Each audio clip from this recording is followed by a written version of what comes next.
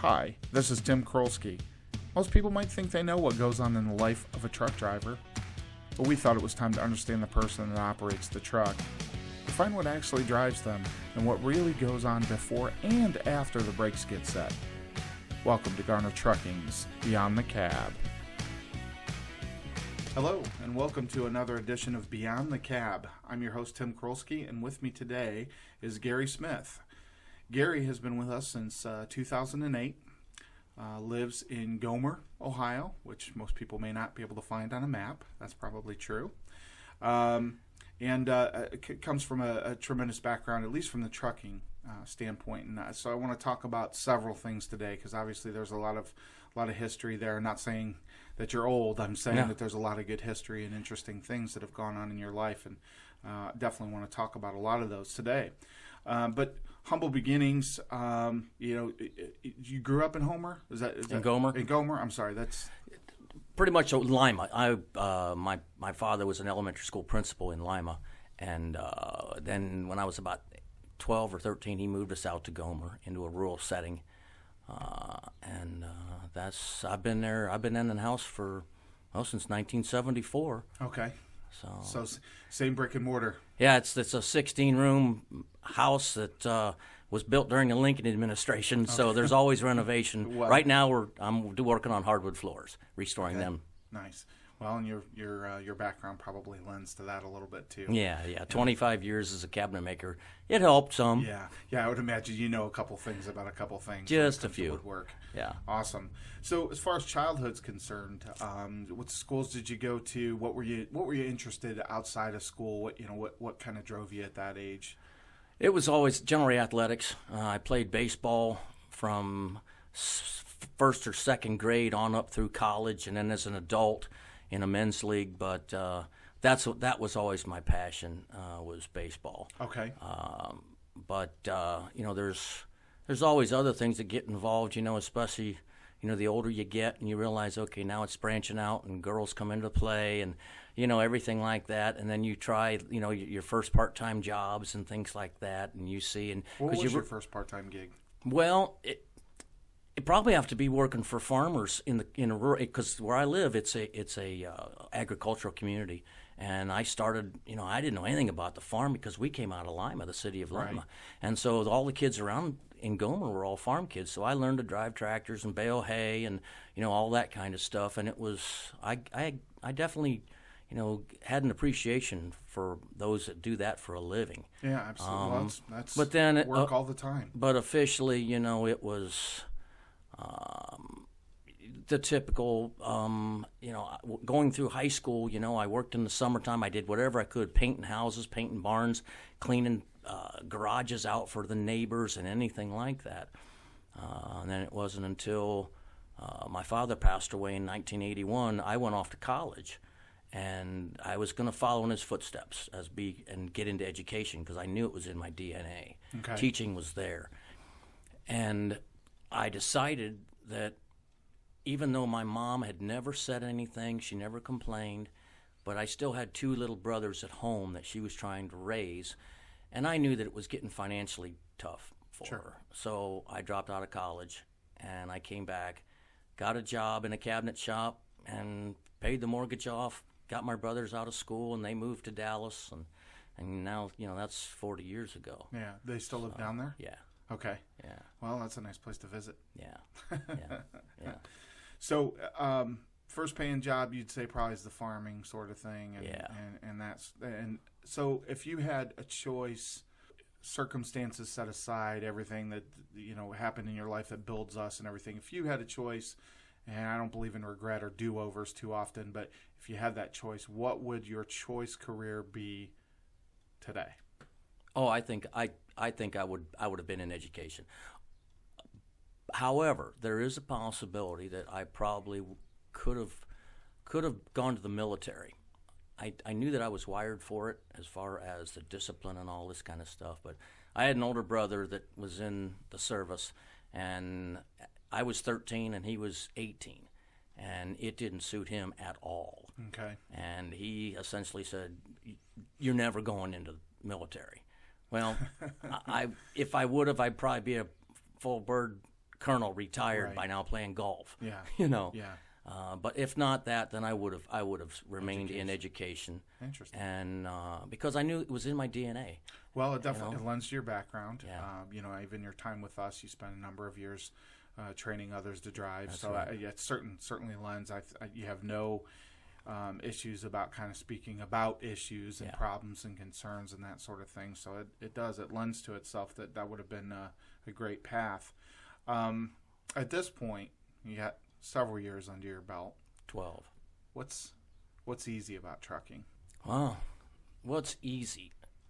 What's easy for me, and it always has been, is regardless of what I do, doing it with the spirit of excellence.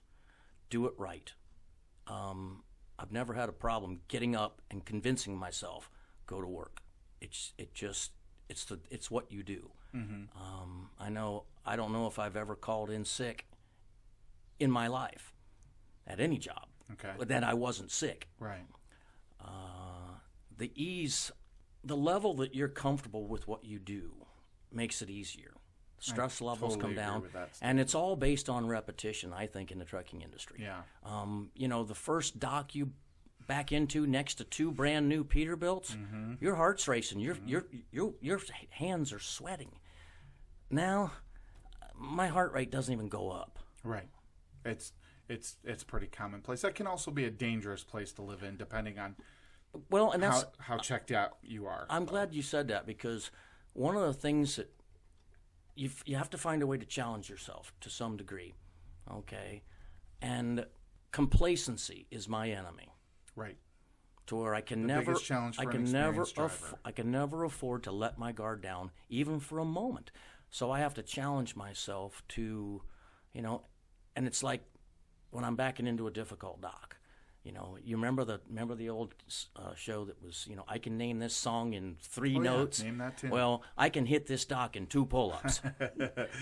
You're battling yourself Exactly. at that point, setting your own records. Yeah. What would you say? And again, this probably lends back more to your time in training, but certainly topical to some of the things that you want to discuss today.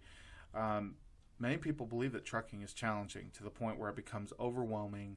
They have to leave the industry because it just isn't, quote unquote, for them. Why do you think people believe that? Perhaps it's because maybe their initial expectations aren't met. They don't have all the facts to start with, because you can't get all the facts to start with. You have to live this for some time. I used to tell every one of my students that give it 3 solid months and pour your heart into it, because that's the toughest part. That's the toughest slot of time, the first 3 months.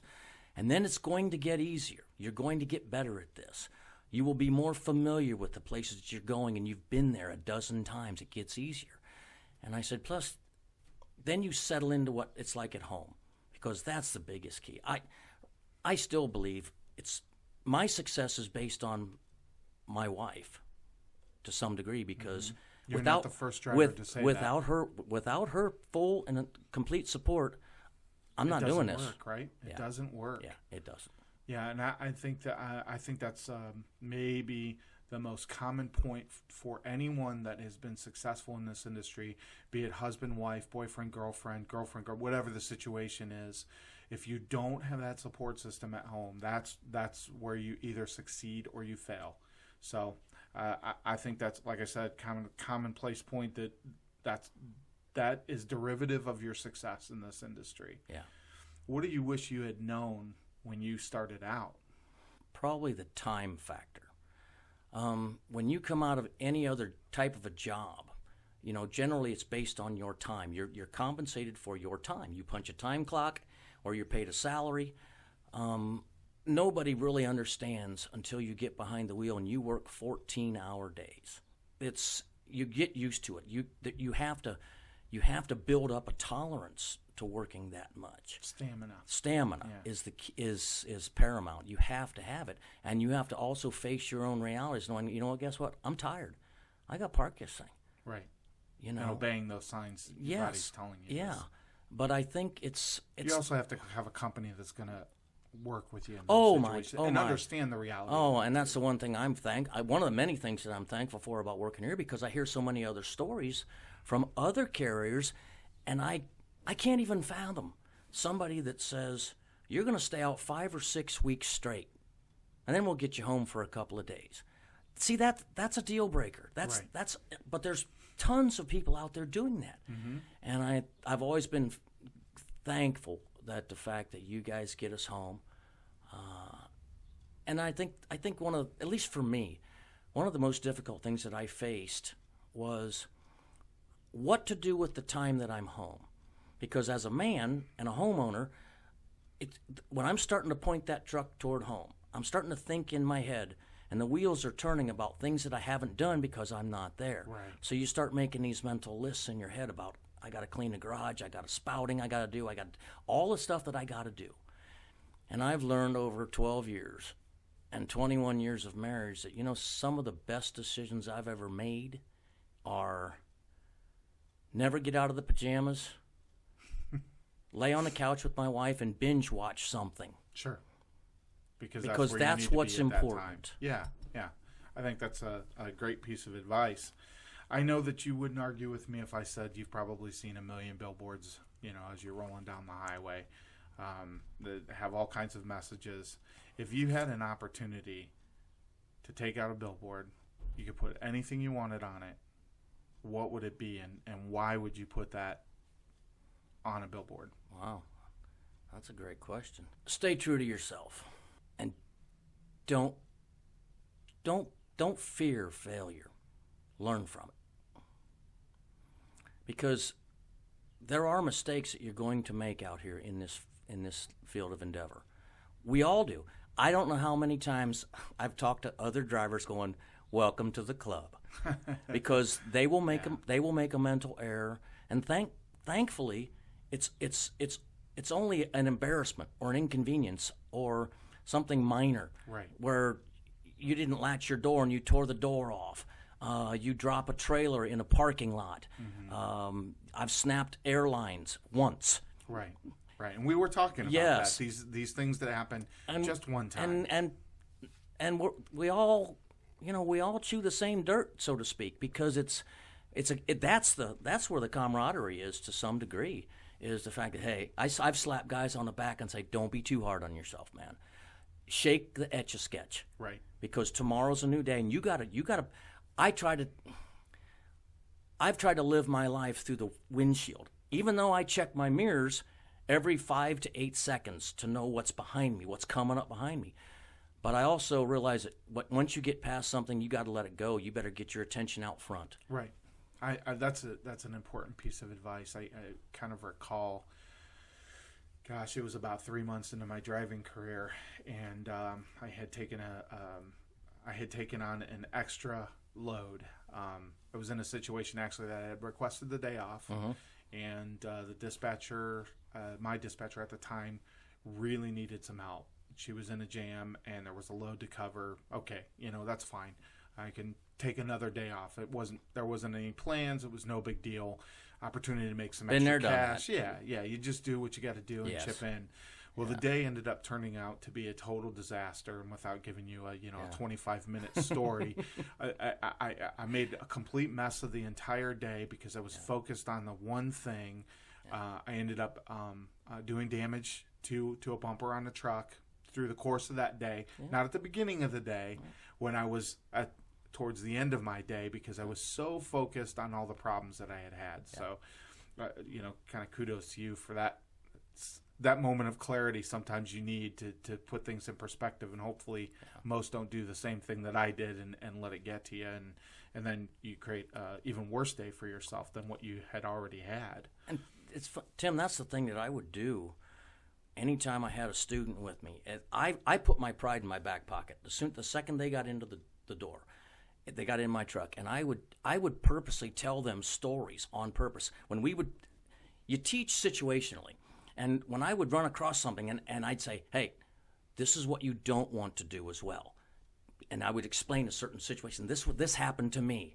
And I said, so if you're ever in this position and you say, oh, Gary told me, you don't want to do it like this. You get out and look. Right. You do this. And I said, because if you don't have to join this club, good. No. Yeah, right. Let me learn from me. Yes, right? exactly. I again, testimony to the whole training side of things, and who those individuals that do that job are.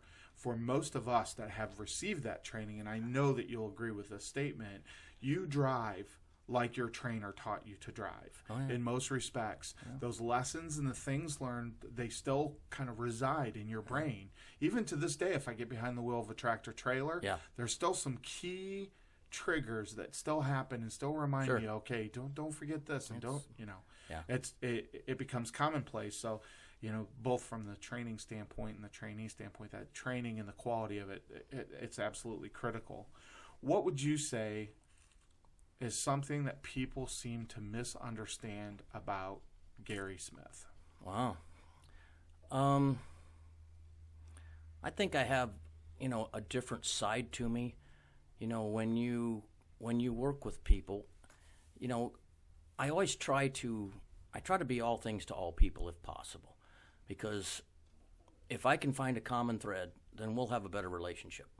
And I had to learn that when I trained, because you look for things that have in common. Right. And because it just eases the tension. It's not all about, doing what I say when I say. I try always to take an interest. How about that the quality of a man is not measured from the ground up? It's what he... Wait, is that a short joke? Yeah, what was that? Yeah, it is. Yeah. It applies to anybody who's different. It's what's in their heart and what's in their head that's important. So do you think that because whatever you feel as far as size is concerned, that's been a detractor that people misunderstand you because of? Yeah, I think they think that it's okay to poke fun, to make jokes, and all that, and it's never okay to say something about somebody that's a physical issue. Right. Agreed. Agreed. And I've learned. I used to have different methods when I was younger, about that. Now it's, you learn to expect it. You learn it, but you never like it. I think the one thing that maybe they misunderstand about me is the fact that, I got a sense of humor, and I have fun with people. I have a pretty broad knowledge of a lot of different subjects, but sometimes maybe because I've had this is a successful career for me. I've had a lot of things that you guys have provided, and I've got accolades. I've won some awards. I've done some things that nobody else in America's Road Team. And top no of one. That list has to I be. was the first, Right. and so maybe some people are standoffish to some degree, and I just wish they'd just come up and, hey man, how's it going? Realize you're just a normal Tell me guy about it. Yeah, tell me about it. The heart's in the right place, I think there. Yeah. You had to have a mentor in your life at some point in time. If you could pick that one individual, who is that, and what did you appreciate most? What did you take from that mentorship?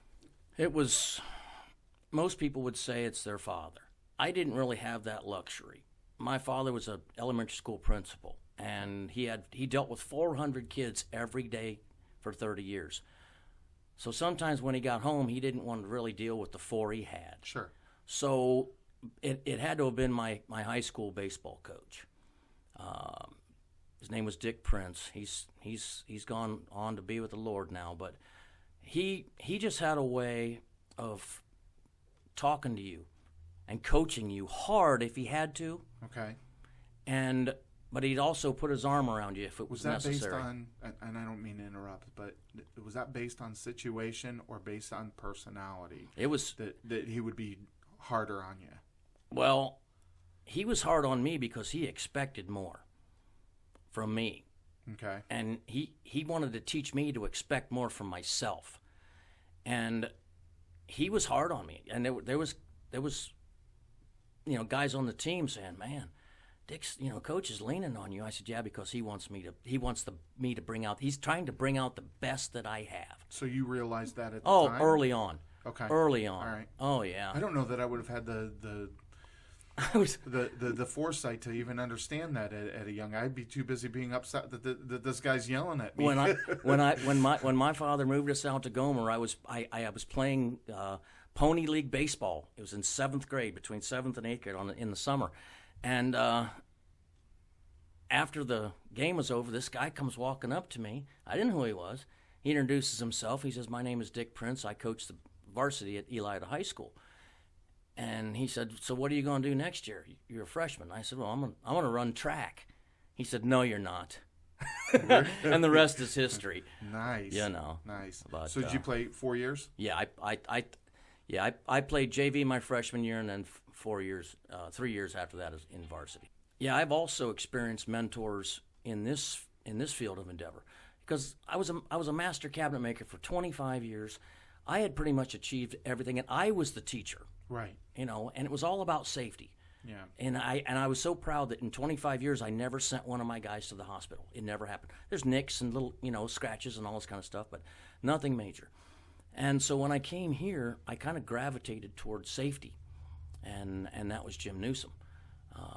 And I had a lot of conversations with him as just even outside the box of this industry. Yeah. But I also, the one thing I did, and the one thing I made a purpose to do when I got into this industry, I knew I'm starting at ground zero. I know nothing. I didn't know anything. I didn't have any family members, any friends, anybody in trucking. And so I picked anybody's brain that I possibly could have. If they were seasoned veterans, like guys like Terry Garner, I just asked them whenever out in the shop. I would ask when they're servicing my truck, "What are you guys doing?" And and I would glean as much as I possibly could, because that's the only way you're going to get good. Right. First of all, that the thirst and care for knowledge. Yeah. In an industry that you're involved with, or something that directly affects you, and how far you want to take that, and how much of a deep understanding do you want to have? Exactly. It does help your personal growth. I know, for me, one of my favorite things to do is to go over to the shop and have some conversation directly with the mechanic and say, "Okay, what do you got going on? What are you working on here?" Because we know the ABCs of this is cracked, broke, bent, or missing. Yeah. That's the world you get taught in when you're getting your CDL. Yeah. But the reality of what it takes to repair, and how detailed and how finite those jobs can be it's pretty impactful. And to ask those questions, you learn a lot. Yeah. You absolutely learn a lot. Yeah. If you had to describe your greatest fear, what would it be? How do you manage that fear? Wow. I try not to operate by fear. I'd rather operate by faith, but it's not always feasible. Wow. I think it's doing harm to others. You doing harm to someone else? Okay. Because of what I do for a living. It is, you're driving an 80,000-pound vehicle, and if you understand kinetic energy at all, you know what can happen in the event of. And I think I don't let it swallow me up to some degree, but you better have an appreciation, and that's why you have to be serious. That's why you can't. It's a job, and it's a serious job. And I think that would be my fear if I was my greatest fears, because I've seen so many situations out on the road. You drive 500 miles a day, you're going to see everything. Yeah. And there's been times when, and I'm not alone, if you're a professional driver long enough, you've saved someone's life and they don't even know it. Right. And you're the only one that knows it. Or maybe someone behind you. Right. And they saw what you did, to save their life because they weren't paying attention. Exactly. Because distracted driving, it's all day long. You have to be vigilant. There's no point in time where you're not in that save life mode. I don't know that I've ever really thought about it quite in that way, but in a nutshell, you're spending 11 hours of your drive time doing exactly that, protecting yourself, protecting others, and getting freight from point A to point B. Yeah. I know that one of the things we talked about a little bit was that home time and making the choice to maybe sit down on the couch and Yeah. binge watch a couple of TV shows or Sure. something versus doing XYZ that needs to get done. What's your favorite thing to do outside of the truck? What turns you on beyond trucking and the day to day? Well, when I'm home, especially this season is approaching, is the gardening season. My wife is a master gardener in Allen County, and she takes care of the flowers, and we got a boatload of them. Okay. But I'm the food guy. I'm an organic gardener. I raise my own vegetables, and that's my passion when I'm home.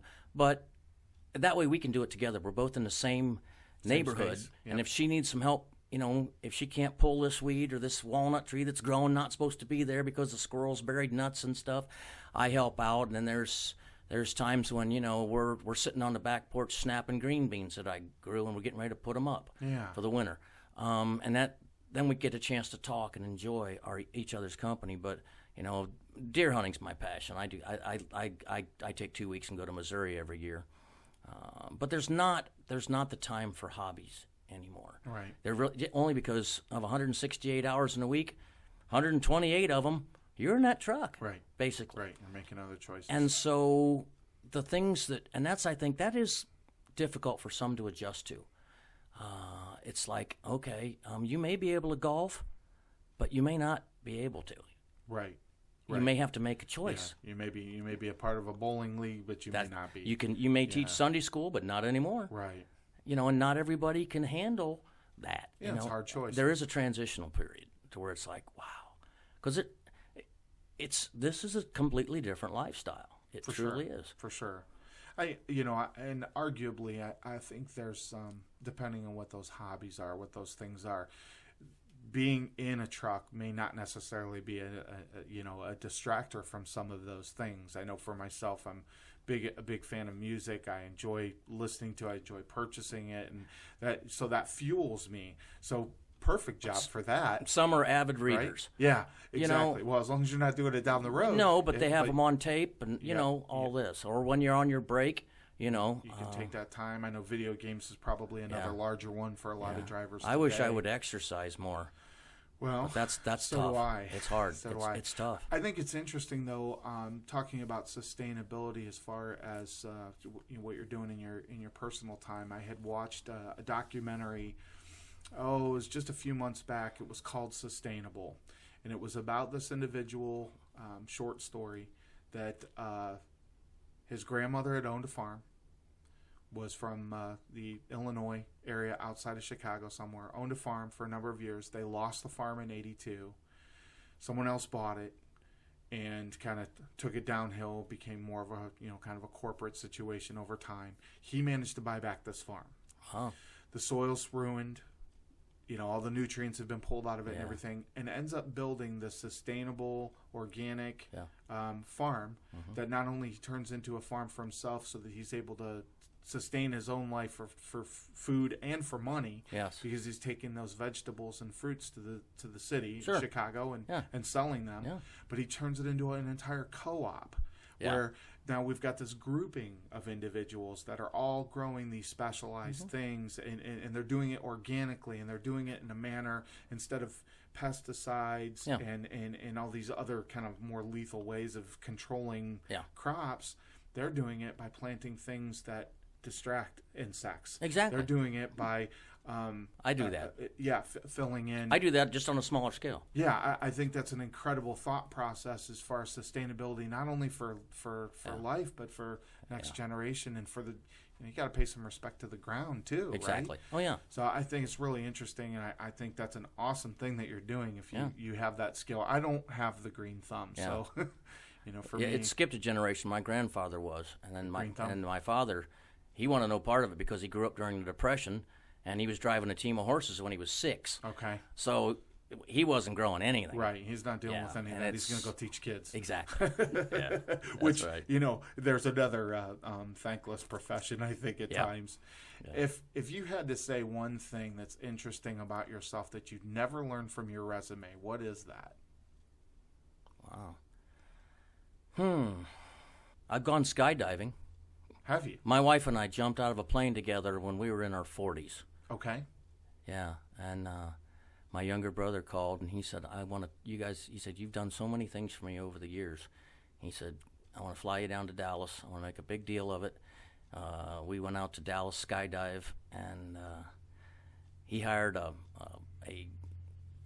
guy that jumped out of the plane, choreographer. He taped it, videotaped it. They set it to music, and Kathy and I both jumped out of a plane at 12,500 feet.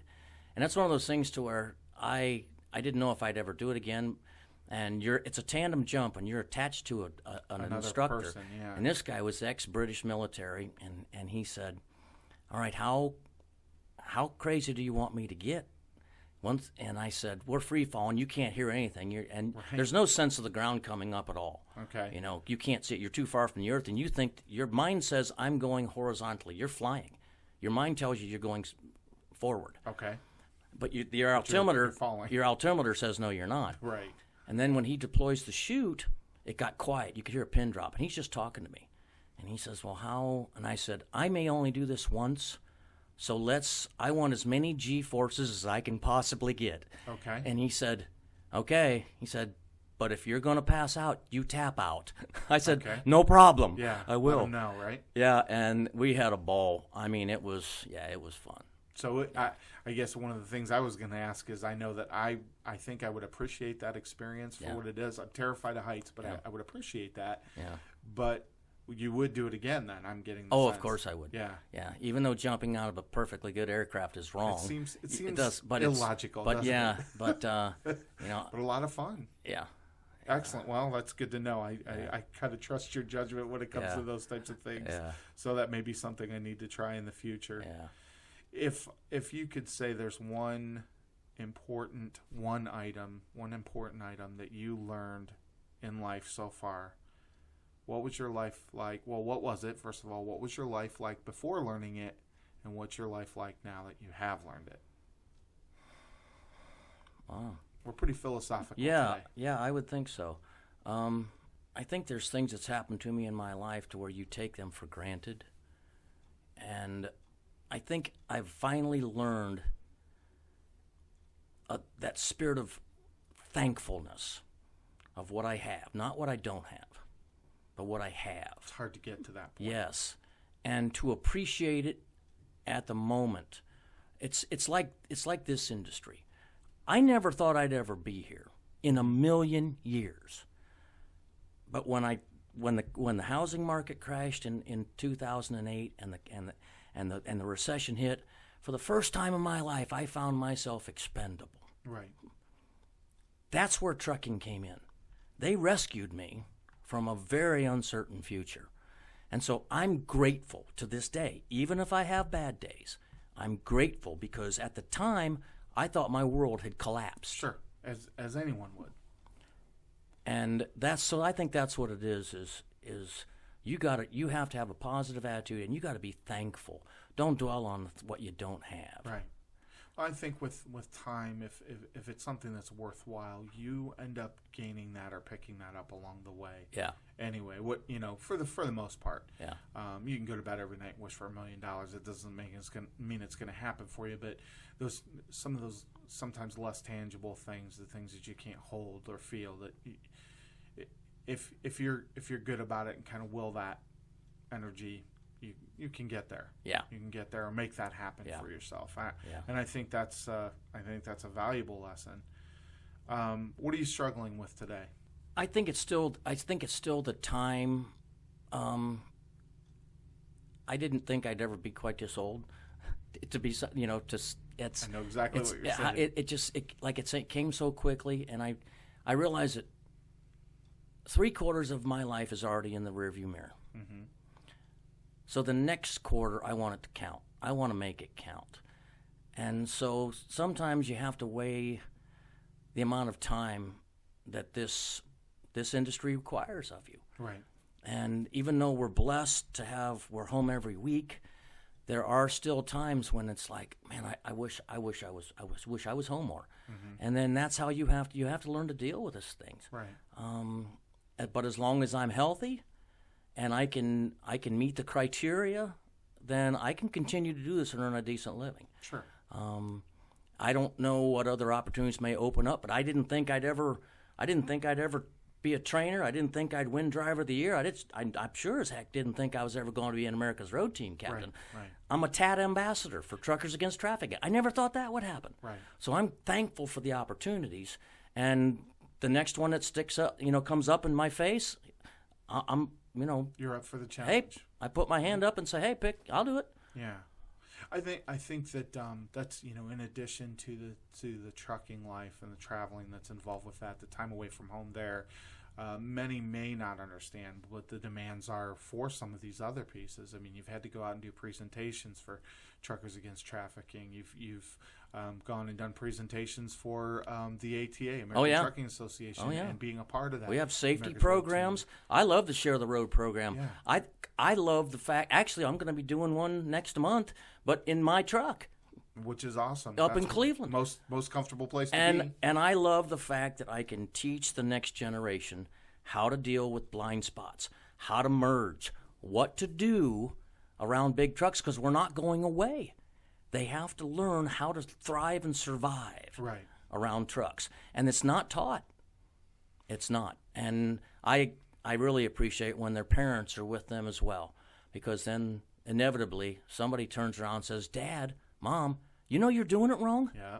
I always grin. Affects change today, right? Yeah. That affects change not only for the future, but it affects it for today. Exactly. You've been kind enough to give me a lot of your time and discuss the things that I want to talk about. And as a part of this process, we always want to reciprocate that and make sure that you have the forum and the ability to be able to talk about the things that you want to talk about in terms of the industry or otherwise. I know some of the topics we had touched on was the retention and the turnover in the industry, and along with that, the home time. We kind of talked a little bit about that. Driver compensation. What are those things that really you'd like to talk about? I think for the future of trucking, we have to find a way to make it more palatable, to increase the desire that people would have to say, that's what I want to do for a living.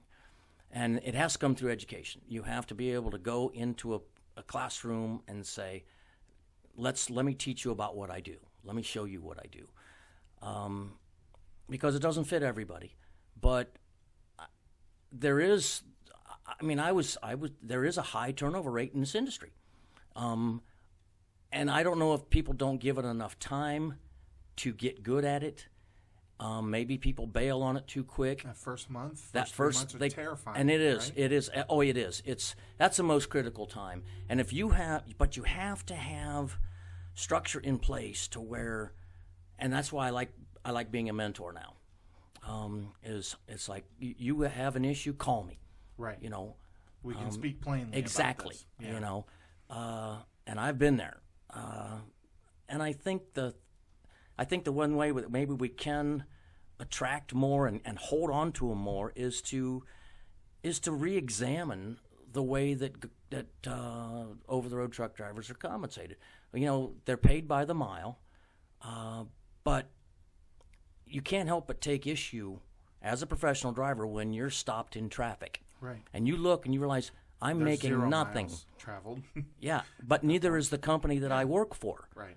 And it may take a paradigm shift in people's thinking to be able to go, okay, maybe we just need to pay them salaries or by the hour. And some companies are starting to do that to some degree, and the stress level comes down.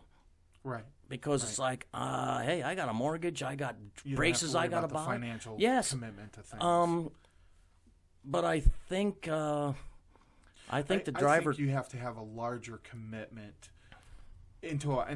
we're talking about the trucking industry, the transportation, the shipping and receiving world has to be a part of that solution as well, because not only do you have that traffic jam to deal with where no one's earning anything. Yes. You have those situations where you're visiting a dock or a location and, okay, you've done everything in your power. You're there on time. You've done all the right things, and it's 4 hours. It's 8 hours before a load's ready. Some of those real horror stories that we've both experienced and things that we've been through, those have to be reduced as well in order to start making sense of some of this stuff too. It's about an accountability factor anybody that's involved in this industry, because what is acceptable, So I think that's the thing when I came out of a product-driven industry, Right.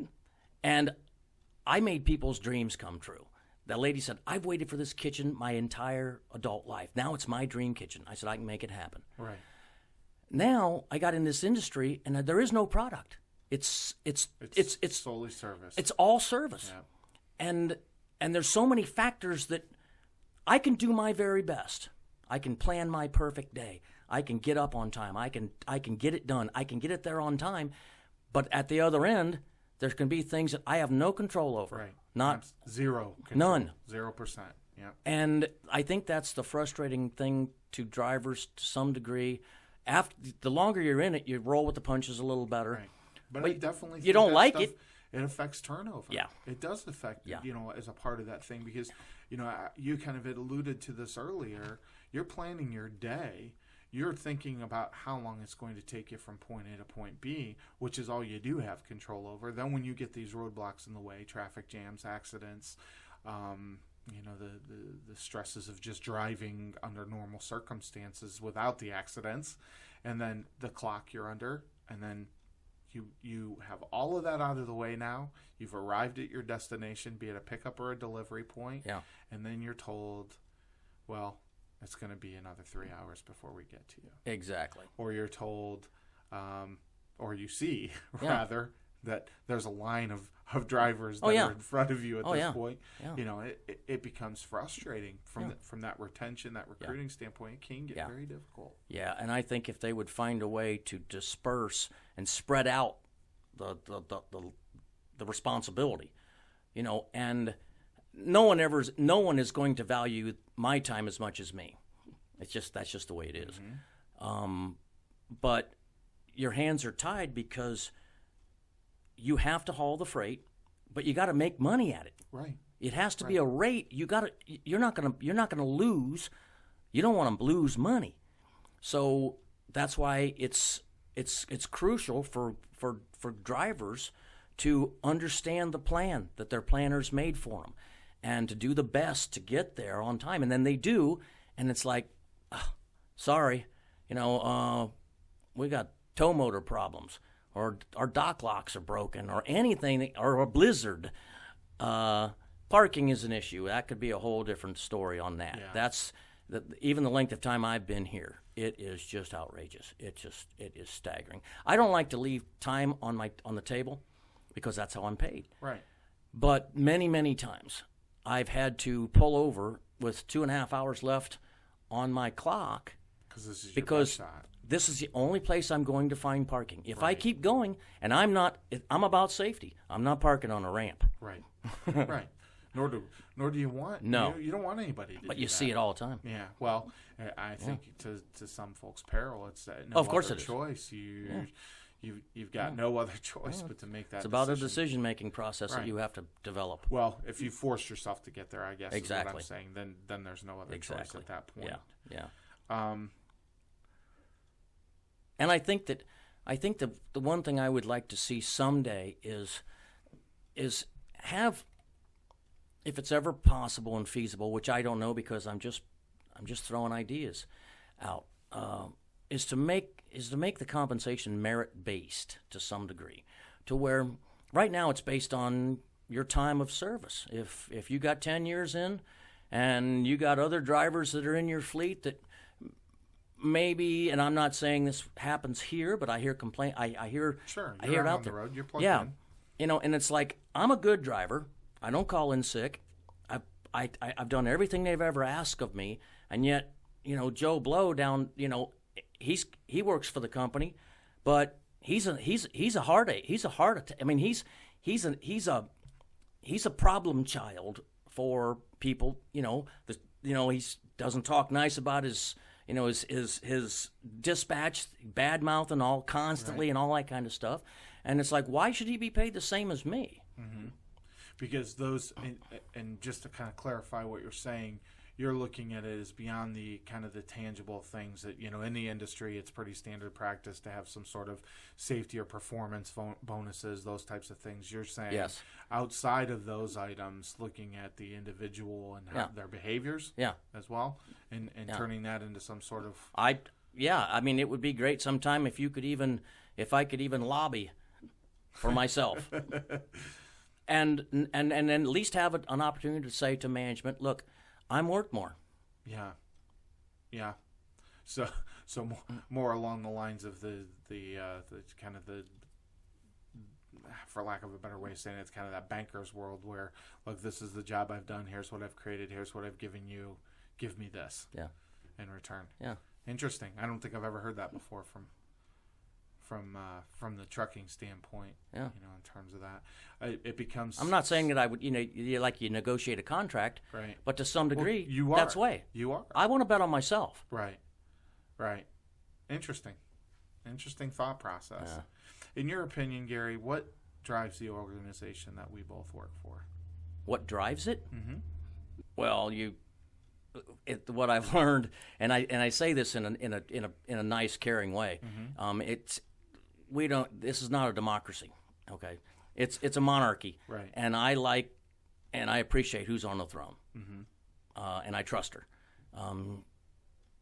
It's nice to work for someone who's a visionary, and who sees the big picture, and is not afraid to make mistakes, is not afraid to ask, and to have a dialogue, and that's why I appreciate our ownership, because Sherry works as hard as anybody else in this place, if not more. Oh, for sure.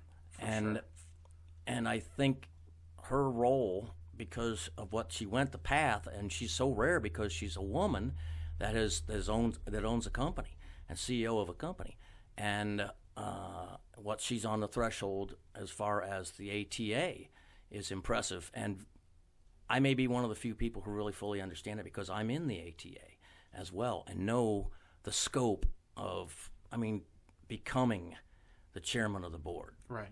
Is special. It is It amazing. absolutely is. Well, Yes. I think to your point, we've both been afforded some opportunity to be able to see life on kind of a grander scale than the day-to-day operations, which I value that. I know that you value those opportunities as well.